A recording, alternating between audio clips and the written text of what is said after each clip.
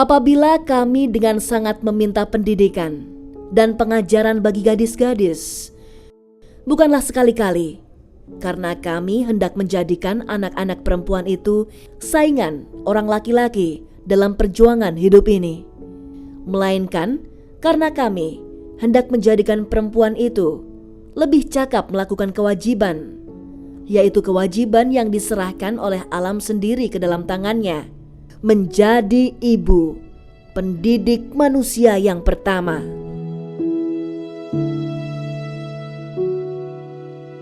Surat ini ditulis R.A. Kartini untuk rekannya J.K. Anton dan istri di Eropa. Sebagaimana termuat dalam sebagian besar surat lain, Kartini menggerakkan pena untuk menyuarakan pentingnya pendidikan bagi kaum perempuan Bumi Putra. Surat-surat Kartini membuka tabir nasib kaum perempuan pribumi di negeri jajahan Hindia Belanda. Ia mendobrak tabu, menyalakan terang melawan kegelapan. Perjuangan yang sambung menyambung digerakkan kaum perempuan pribumi sendiri. Dewi Sartika, Hajah Rangkayo Rahmah El Yunusiah, Rohana Kudus, Maria Walanda Maramis, dan lain sebagainya.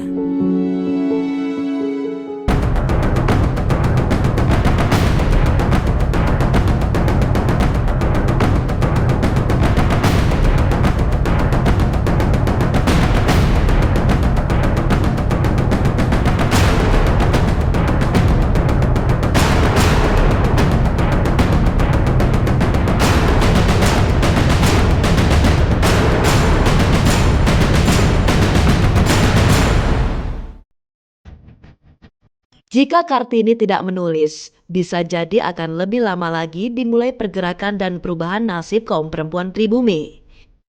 Surat-surat Kartini yang sebagian besar dikirim kepada Rosa Manuela Abendanon Mandri, istri mantan Direktur Pendidikan Agama dan Industri Hindia Belanda, Mr. Jacques Henry Abendanon, menjadi pembuka apa yang kemudian dikenal dengan konsep emansipasi wanita.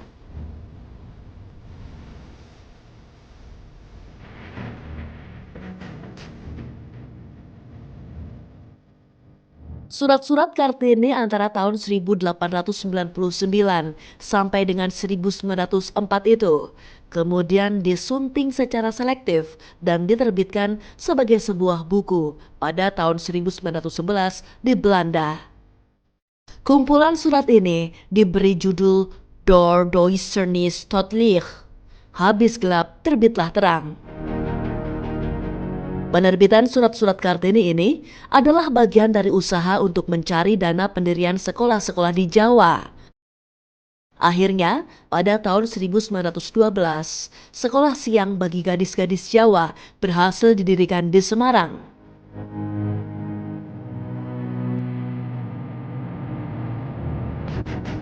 Pada Februari 1913, perkumpulan dana Kartini pun dibentuk di Belanda. Badan ini bertugas mencari dana dan menyalurkan uang tersebut kepada sekolah wanita di Indonesia.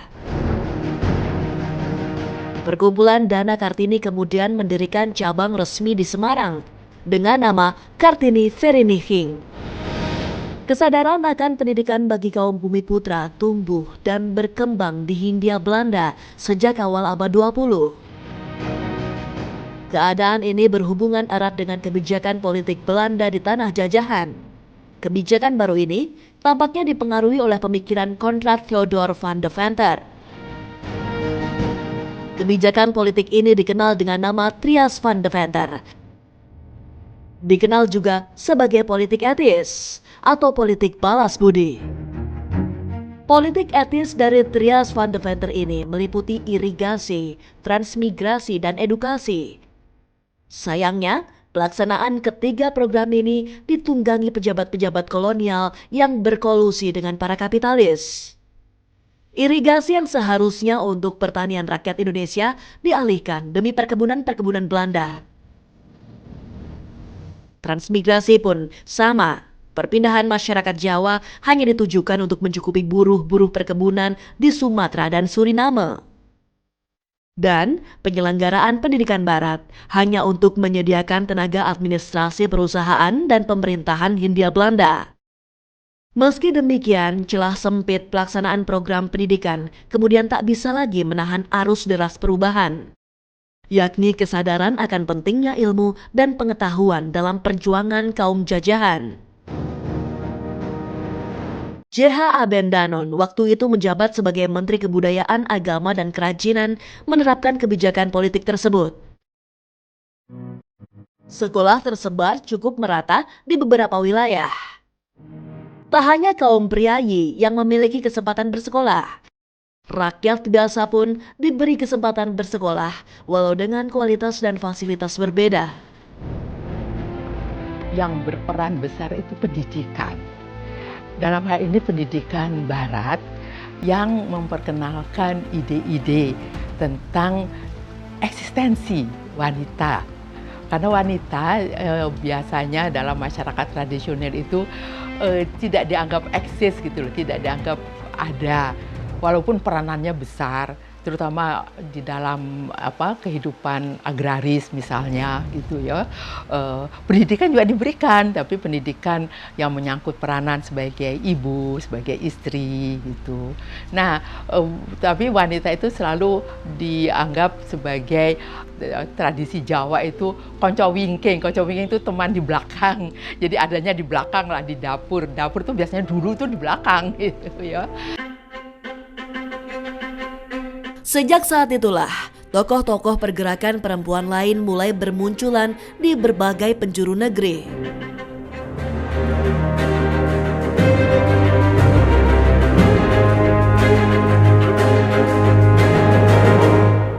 Di Bandung, lahir seorang pejuang perempuan bernama Raden Dewi Sartika, tokoh perintis pendidikan kaum perempuan. Dewi Sartika mempunyai pandangan bahwa perempuan harus mengecap pendidikan dan memiliki keterampilan agar mampu berperan aktif memajukan bangsa.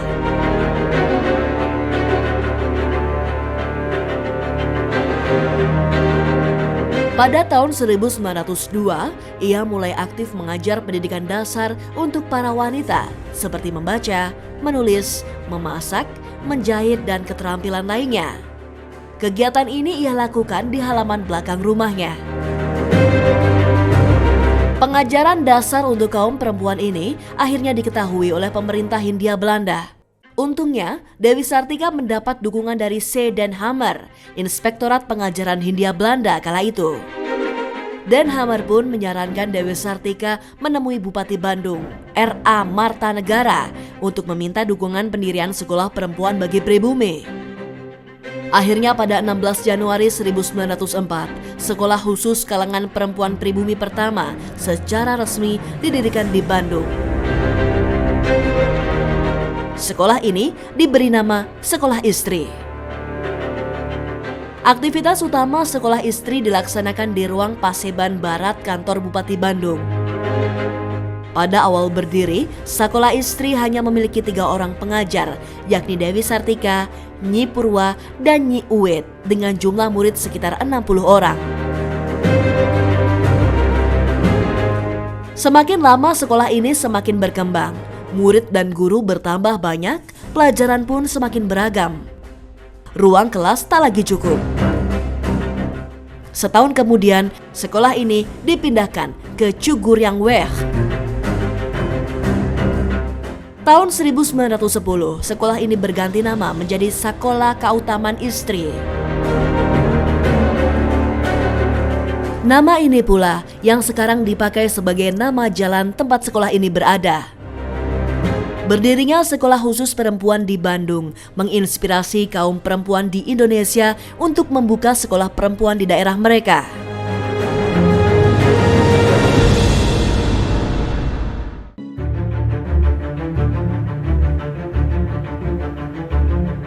Di Sumatera Barat, muncul sekolah perempuan bernama Diniyah Putri yang didirikan oleh Hajah Rangkayo Rahmah El Yunusiah.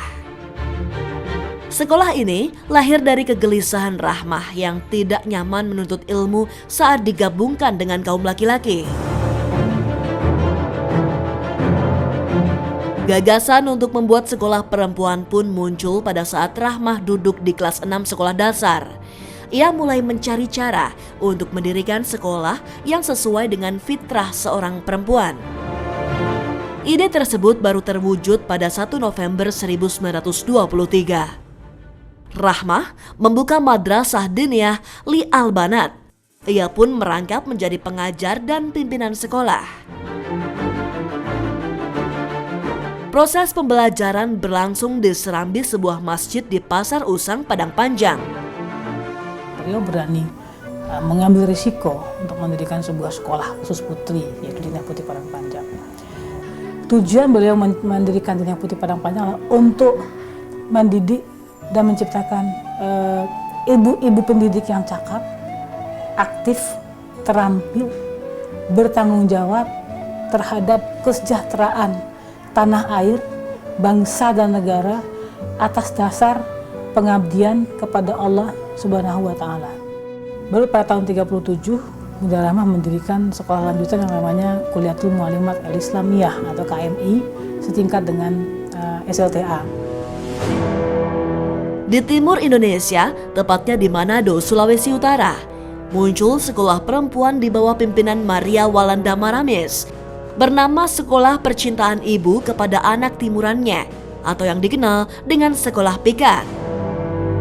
Sekolah yang berdiri pada 8 Juli 1917 ini bertujuan untuk mendidik kaum perempuan tamatan sekolah dasar agar dapat melakukan pekerjaan rumah tangga seperti memasak, menjahit, merawat bayi, dan sebagainya.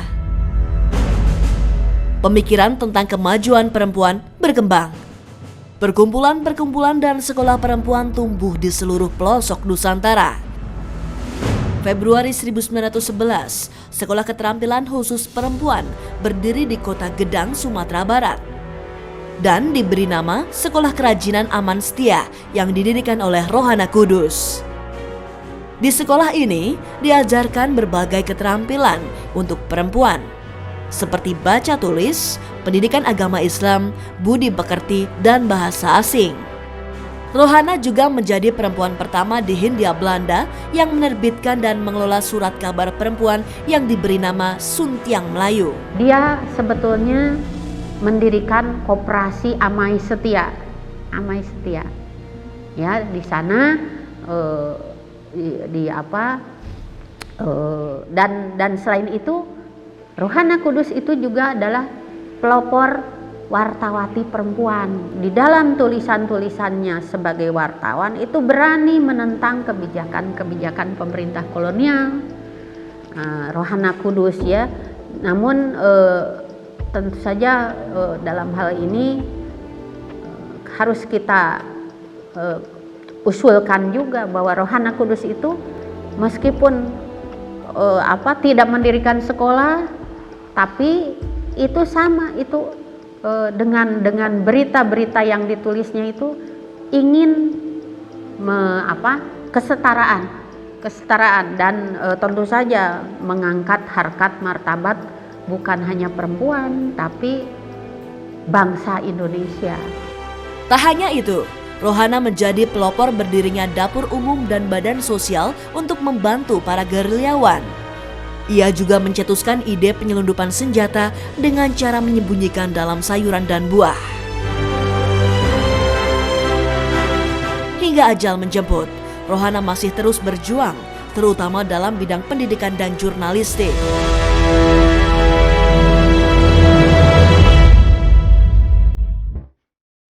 Terbukanya kesempatan mendapatkan pendidikan memberikan dampak positif bagi kaum perempuan di Nusantara.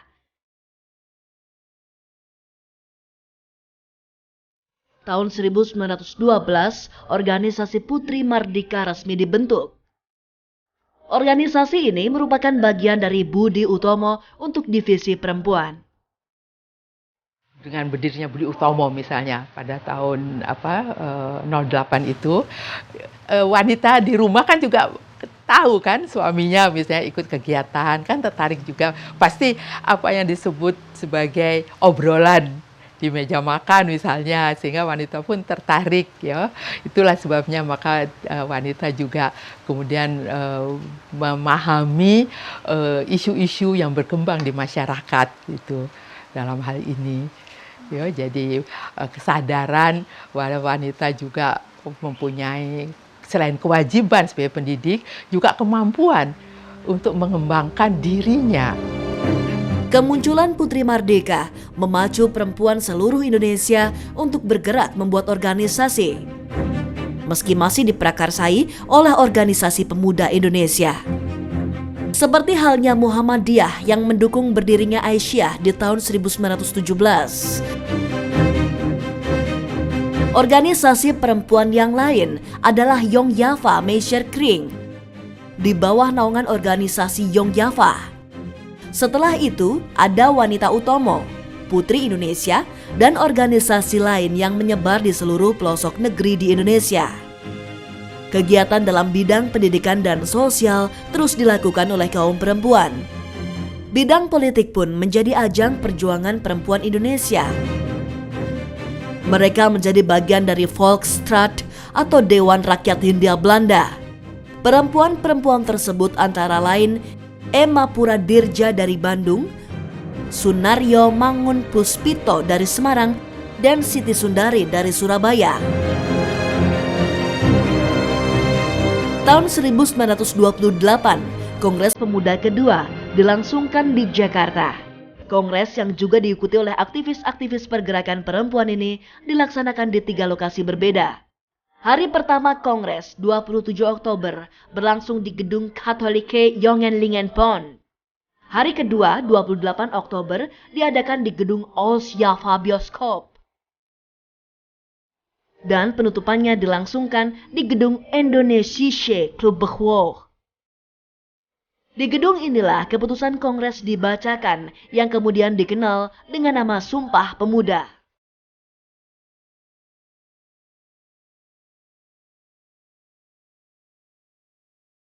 Dengan semangat Sumpah Pemuda dan atas inisiatif dari 7 organisasi wanita, digelarlah Kongres Perempuan Indonesia yang pertama pada 22 Desember 1928. Kongres yang diadakan di Yogyakarta ini adalah bentuk kesadaran perempuan Indonesia untuk bersama-sama memperjuangkan hak-hak perempuan.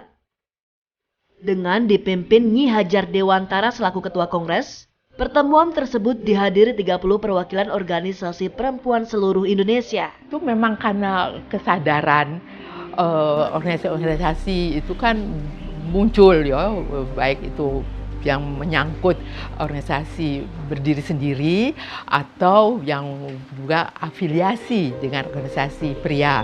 Dan yang menarik apa? Yang hadir bukan hanya wanita, tapi juga wakil-wakil pria dari Budi Utomo, dari SI, dari partai-partai yang ada, dari Young Islamism Board, segala itu juga mengirim wakilnya. Jadi kongres itu pun dihadiri bukan hanya wanita, tapi juga oleh pria, gitu. Dan dari catatan itu jumlahnya itu sampai lebih dari 700 orang katanya yang hadir. Berbagai isu utama dibahas dalam rapat terbuka tersebut, antara lain tentang pendidikan kaum perempuan, masalah poligami, dan kedudukan perempuan dalam pernikahan. Buah dari kongres tersebut menghasilkan keputusan untuk mengirim permintaan pada Belanda agar menambah sekolah bagi anak perempuan dan tuntutan untuk membuat undang-undang perkawinan. Tak hanya itu, Kongres Perempuan 1928 juga menginisiasi pembentukan Perkumpulan Pemberantasan Perdagangan Perempuan dan Anak-anak yang memang marak pada saat itu. Karena dinilai cukup berhasil, Kongres Perempuan kedua kembali digelar di Jakarta. Dilaksanakan pada tanggal 20 sampai 24 Juli 1935, Kongres ini membahas isu-isu penting pada masa itu, yang bahkan masih relevan sampai sekarang.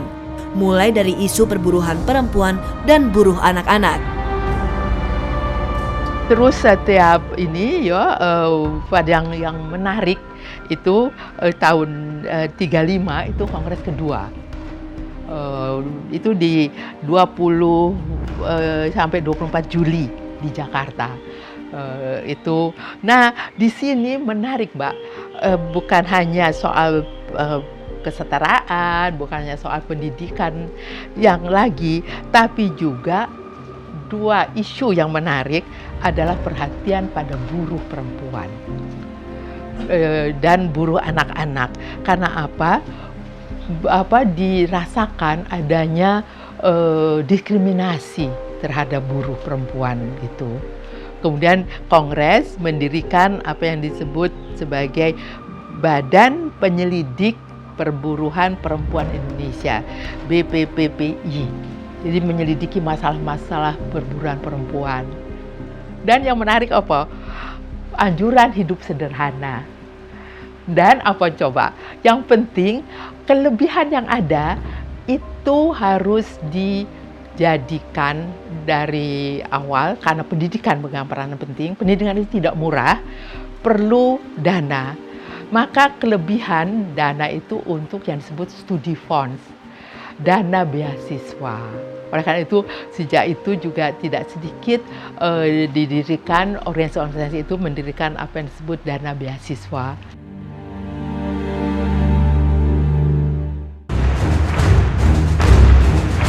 Pada 1942, Jepang menguasai Nusantara. Masa pendudukan Jepang di Indonesia terbilang singkat jika dibandingkan Belanda yang menjajah Indonesia hampir 3,5 abad lamanya. Jepang menjajah Indonesia hanya dalam 3,5 tahun. Namun pendudukan Dai Nippon di Indonesia secara dramatis mengubah tatanan sosial dan budaya yang ditinggalkan Belanda atas negeri ini. Pergerakan perempuan Indonesia seakan berjalan mundur, menjauh dari cita-cita mulia untuk kemajuan anak bangsa. Pemerintahan militer Jepang memobilisasi seluruh sumber daya negeri ini, baik kekayaan alam maupun sumber daya manusia untuk kepentingan perang. Termasuk juga kaum perempuan. Kan Jepang datang ketika Kongres terakhir itu dari Kongres Perempuan Indonesia itu diadakan di Semarang tahun 41. Nah, Jepang datang tahun 42. Semua kan organisasi dibubarkan, termasuk organisasi wanita. Itu bukan berarti kegiatan wanita hilang. Wanita tetap walaupun tidak resmi dalam organisasi, tapi kegiatannya tetap ada. Apalagi kita tahu Jepang kan memerlukan pengerahan tenaga. Jadi ketika Jepang mendirikan organisasi seperti 3A, kemudian Putra, yang terakhir kemudian Jawa Hokokai, itu juga Jepang merekrut kaum wanita. Itu. Nah, kemudian kaum wanita ini diresmikan kedudukannya dalam apa yang disebut Fujinkai. Nah, ini yang lebih menarik apa? Dalam Fujinkai itu di semua tidak hanya kaum elit, tapi juga karena pengerahan tenaga seperti kita tahu kaum prianya kan menjadi romusha, maka kaum wanitanya itu juga dikerahkan tenaganya untuk membantu peperangan di garis belakang. Pengerahan tenaga kaum perempuan untuk kepentingan perang ini kemudian disatukan sebagai Fujinkai atau Himpunan Wanita. Fujinkai adalah organisasi semi-militer dan menjadi satu-satunya organisasi perempuan di bawah pemerintahan militer Jepang. Di bawah penjajahan Jepang, ada banyak kisah kepedihan yang dialami perempuan Indonesia. Mulai dari Jugun Ianfu dan perbudakan yang jadi kisah kelam di balik lipatan sejarah resmi negeri ini. Di sisi lain, pergerakan kaum perempuan di masa Jepang ini sedikit banyak menggembleng perempuan-perempuan Indonesia di masa-masa berikutnya. 17 Agustus 45, Indonesia merdeka. Namun perjuangan belum lagi selesai. Belanda kembali ke Indonesia, tak lain tak bukan untuk kembali menguasai Nusantara. Rakyat Indonesia bertekad bulat dalam satu semboyan, merdeka atau mati. Pertempuran terjadi di seluruh negeri. untuk mempertahankan kemerdekaan dan mengusir penjajah dari bumi pertiwi. Kaum perempuan tidak ketinggalan. Semua bangkit mengambil peran dalam masa revolusi kemerdekaan ini. Sebagian di antaranya bahkan mengangkat senjata, maju ke medan pertempuran. Pasukan perempuan ini kemudian dikenal dengan Laskar Wanita Indonesia atau LASWI. Gerakan di bidang politik, nanti kita lihat juga bahwa ketika ini menjelang perang kemerdekaan, ya menjelang perang kemerdekaan, para perempuan ini melahirkan yang namanya LASWI, Laskar Wanita Indonesia. Dan isinya siapa? Itu adalah perempuan-perempuan pemberani. Pemberani kenapa? Di sini yang dilakukan adalah perjuangan fisik. Perjuangan fisik ya, meskipun mungkin disimpan di dapur atau di garis belakang, tapi ada perempuan-perempuan pemberani. Saya sebut saja misalnya di Bandung ada yang namanya Ibu Tuti. Ibu Tuti itu berani memotong leher Gurkha. Dan itu kepala Gurkha itu ditenteng-tenteng, ada potretnya. Ini jadi lihat bahwa ada perubahan. Kalau tadi perempuan melalui politik, melalui pendidikan, ya, sekarang ini perjuangan fisik.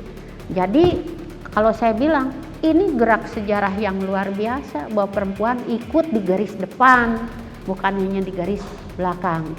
Dan tentu saja kalau kita buka catatan sejarah, banyak perempuan yang gugur dalam perang kemerdekaan antara 46 sampai 49. Perjuangan kaum perempuan di bawah organisasi LASWI dimulai bersamaan dengan kedatangan pasukan sekutu Inggris di Bandung pada 12 Oktober 1945.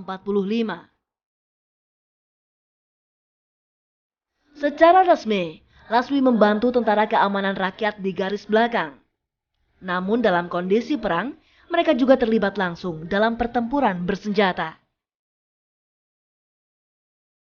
Menjadi organisasi perempuan di masa revolusi, LASWI melatih kaum perempuan dalam kedisiplinan, keterampilan menembak, dan kemampuan militer lainnya. Konsep pelatihan ini sedikit banyak dipengaruhi sistem pendidikan semi-militer barisan perempuan pejuang di bawah Fujinkai bentukan Jepang. Tidak hanya di Bandung, laskar-laskar perempuan juga berdiri di berbagai wilayah lain di Indonesia. Seperti Laskar Pocut Baren Aceh Besar, Laskar Muslimat Palembang, dan Laskar Putri Indonesia di Surakarta. Para laskar perempuan ini ikut terlibat di semua bagian dalam revolusi kemerdekaan. Catatan sejarah pergerakan perempuan di medan perang revolusi kemerdekaan terungkap jelas dalam pertempuran Surabaya. Surabaya adalah salah satu kota terpenting di Indonesia sejak dulu, di Nusantara. Berbagai provokasi dan bentrokan senjata segera terjadi di Surabaya. Antara Nika Belanda bersama sekutu dan kaum republik yang menyala-nyala dengan semangat kemerdekaan. Demikian juga kaum perempuan tidak ketinggalan terlibat dalam kegentingan ini. Salah satu pejuang perempuan itu adalah Trus Iswardi Sarjono. Itu kita di waktu zaman Jepang, kita mendirikan suatu organisasi diketuai oleh salah satu teman namanya Mbak Luki Taningsih, dia beket Mbak Luki. Semua orang Jawa Timur kenal Mbak Luki, masih kenal. Jadi Mbak Luki ini kita merupakan federasi. Jadi semua gadis yang mau jadi anggota silakan masuk. Federasi ini dinamakan Pemuda Putri Republik Indonesia. Ada 4 unsur.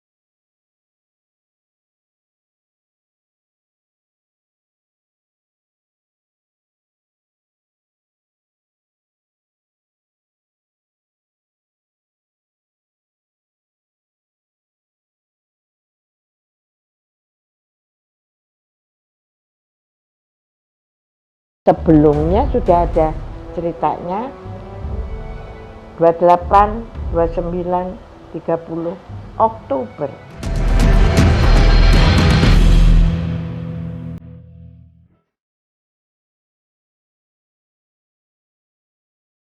Menjadi pemenang Perang Dunia Kedua membuat sekutu jemawa. Terlebih Belanda yang sejak semula tidak rela melepaskan Nusantara sebagai tanah jajahan mereka. Mereka meremehkan pernyataan kemerdekaan Indonesia. Negeri yang baru merdeka ini menyambut tantangan itu. Seluruh rakyat bersatu padu melawan sekutu dan Belanda. Kematian Malabi pada 30 Oktober 1945 menjadi puncak kecil yang memaksa Surabaya bersimbah darah. Inggris tidak bisa menerima kenyataan pahit atas kehilangan pertama perwira tinggi mereka, yang bahkan tidak dialami di sepanjang Perang Dunia Kedua. 9 November 1945, Inggris mengeluarkan ultimatum yang ditujukan kepada Gubernur Suryo. Ultimatum itu kemudian digandakan dan disebarkan Inggris dari pesawat terbang. Tengah hari, pesawat Inggris berputar di atas kota Surabaya, menyebarkan pamflet ultimatum. Isi pamflet itu adalah seluruh rakyat menyerah dan mengaku kalah, atau Inggris akan membuat Surabaya hancur lebur. Rakyat Surabaya yang sudah berulang kali diuji kesabarannya menghadapi sekutu dan Belanda tak kalah naik darah. Ultimatum yang disebarkan Inggris seakan jadi minyak yang menambah berkobarnya api perlawanan. Menyerah bukanlah pilihan. Apalagi ultimatum untuk menyerah dari Inggris sesungguhnya memang hanya basa-basi. Bagaimanapun juga, rakyat Surabaya harus sedia menghadapi Inggris yang siap bertindak bengis. 10 November 1945, Surabaya dihujani meriam dan peluru pasukan sekutu.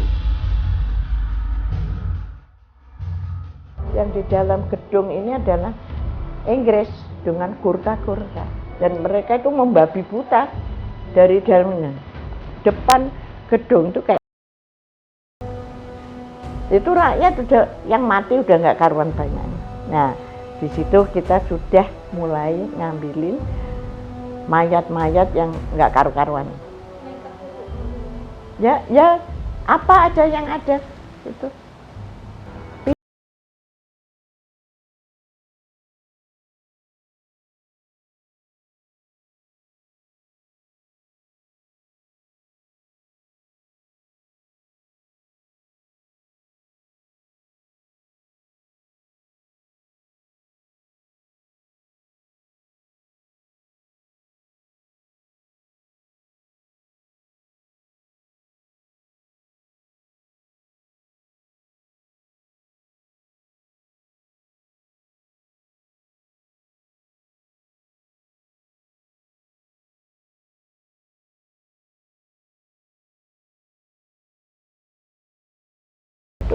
Makanan, ngambil makanan, karena ini kita mau dihancurin dari 3 arah. Yang kena ya udah jelas habis. Dan yang kiri kanan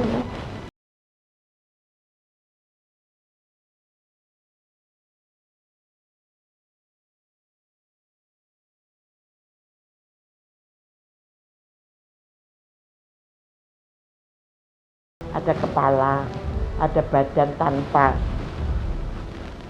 anggota badan.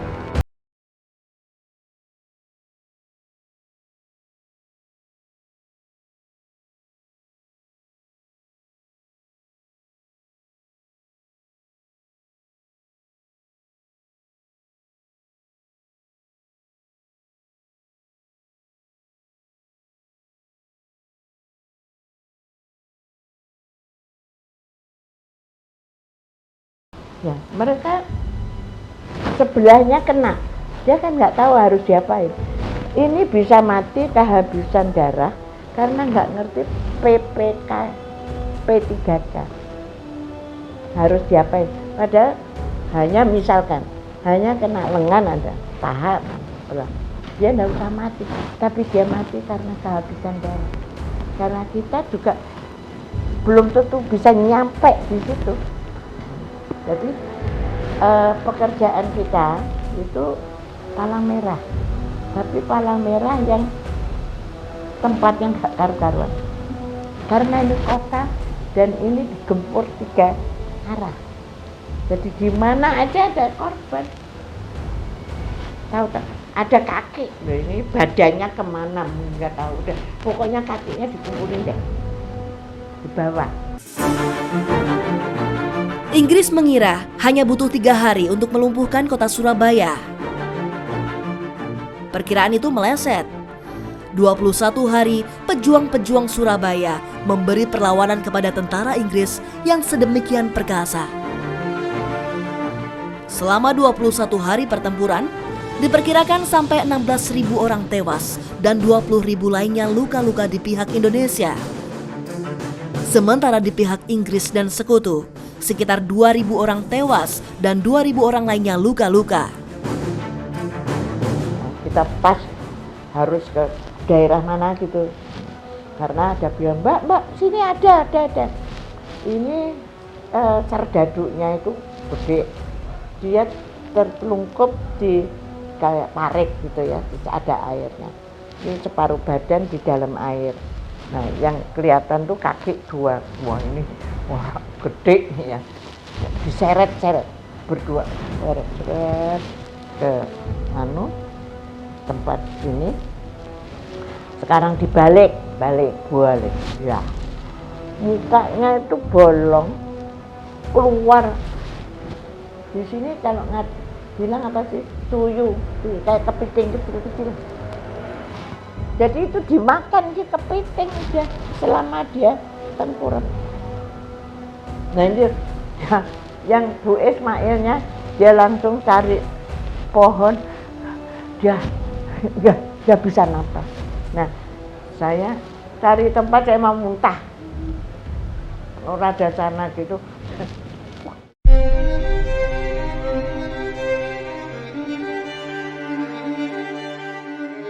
Membuka catatan sejarah dengan rupa-rupa kisah perjuangan kaum perempuan menjadi proses penting untuk membangun Indonesia hari ini dan kelak di masa depan. Sebagaimana pertempuran Surabaya yang menguak peran penting kaum perempuan di medan pertempuran, demikian juga tokoh dan pahlawan perempuan yang berjasa dalam memajukan pendidikan dan bidang-bidang lainnya. Mulai dari Kartini di Jawa Tengah, Dewi Sartika di Bumi Priangan, Hajah Rangkayo Rahmah El Yunusiah dan Rohana Kudus di Ranah Minang, Maria Walanda Maramis di Sulawesi Utara, dan tokoh-tokoh pergerakan perempuan lainnya. Sebagaimana yang ditulis Kartini, perempuan adalah ibu, pendidik manusia yang pertama. Dan setelahnya, tak ada batas untuk mencatat peran perempuan-perempuan penggerak zaman. Mereka yang mengubah Indonesia.